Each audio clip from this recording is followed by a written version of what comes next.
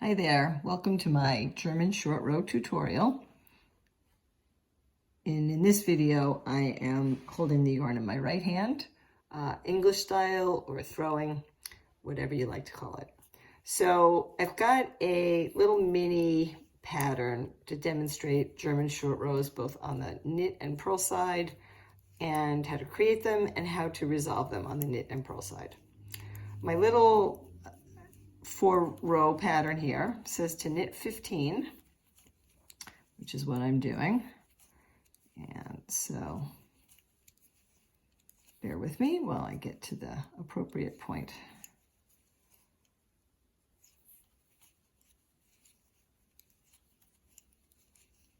One, two, three, four, 5. Okay, so 15. And then it says, the pattern line says knit 15, comma, turn. Now I'm going to turn.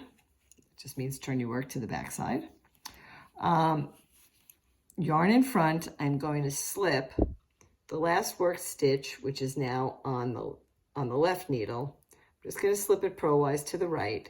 And then I'm going to lift and pull the working yarn over. So I'm stretching that purl stitch out, and it actually looks like it's got two, you can see the 2 legs. That's called a double stitch. So we have made a double stitch. You'll see that sometimes when you're reading about short rows, or you might see it in your pattern. So I'm pulling it back, I'm creating this double stitch, and now my pattern line, row 2 says, wrong side, purl 10. So I made my double stitch, and I'm going to purl 10.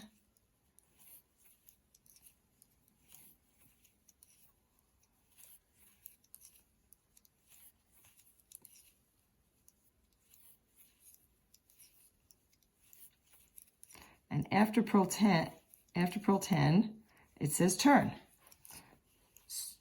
So just like we did on the other side, now I'm going to turn it from the purl side to the knit side, wrong side to the right side, however you like to say it. So it's the same thing. Now it says now I'm on the right side, and it says DS, or double stitch. So that means make a double stitch. And you do it exactly the same way that we did it on the other side, on the purl side. Yarn comes to the front. I'm going to move this stitch, just going to slip it from the left to the right. And then now I'm going to do the same thing. I'm going to pull this up.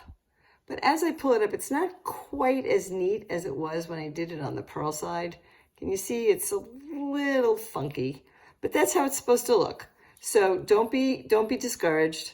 Just pull it back there. And then now the rest of the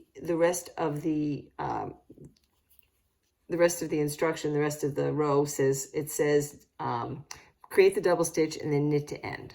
So the yarn's at the back here, so I'm just going to knit. I'm going to knit it all the way to the end. And so basically what we've done is we have created a double stitch on the knit side and a double stitch on the purl side. And now what's going to happen is, as we're knitting to the end, we're going to come across the double stitch that we made at the beginning. And you can see it. You see, there's 3 stitches left here, and then here there's this 1 stitch, and you can see it's actually pulled up and over. That's your double stitch. So when we get to that, we're going to knit it, because we're on the knit side, and to resolve it, or sometimes it'll say resolve double stitch, sometimes it'll say knit double stitch. I'm just going to insert my needle in through both legs of that stitch, of that double stitch, knit through, and I'm going to knit it. And that's it. And then now I'm going to knit to the end, as my pattern instructs me. So then the last row of this pattern, just this little quick swatch here, it says purl to the end, resolving the double stitch. So there's 1 more double stitch there that we made. Hang on a second. I am actually mostly a continental knitter, so I have to get myself reoriented. Okay, so now I'm going to purl. Actually, before I do that, let's see if we can find it. So there's my purl stitches, and here is the double stitch. So if I didn't know where it was, it doesn't really matter, because you see it when you come up to it.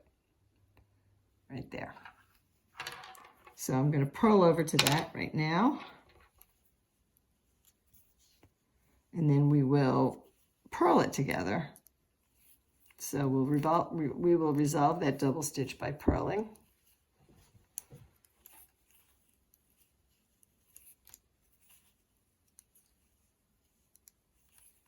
And again, I apologize for the low-tech version here. I'm using my iPhone. I usually like to do it in a little more clean manner, but this is what I have, and hopefully it will be helpful.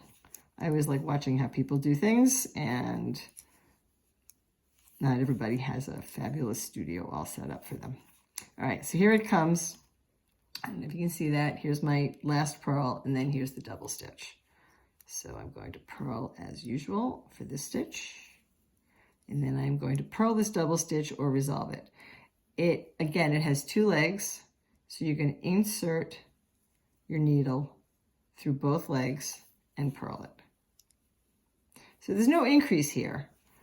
You've just kind of stretched out one stitch into its sort of component legs and stitched and knitted or purled it back together. So there we have it. And if you look at the front, you notice, you can already see how it's starting to develop a curve. I mean, the needles don't help here, but what it's basically, all short rows are working the middle section of your work a few times more than you work the end section. So you knit over to a certain point, then you knit back, and then you knit back and you knit back. You might do it 3 or 4 times depending on your project. But the idea is that you end up with more stitches in the middle of the row than you do at the end. And then usually what happens is they'll say, you know, knit the round, resolving the stitches, or knit to, you know, purl to the end, knit to the end, whether you're working circularly or not. But it doesn't really matter. And if you look carefully, it's really hard to see where the double stitches are. 1, 2, 3, 4, 5. It's right in here. It's right down there.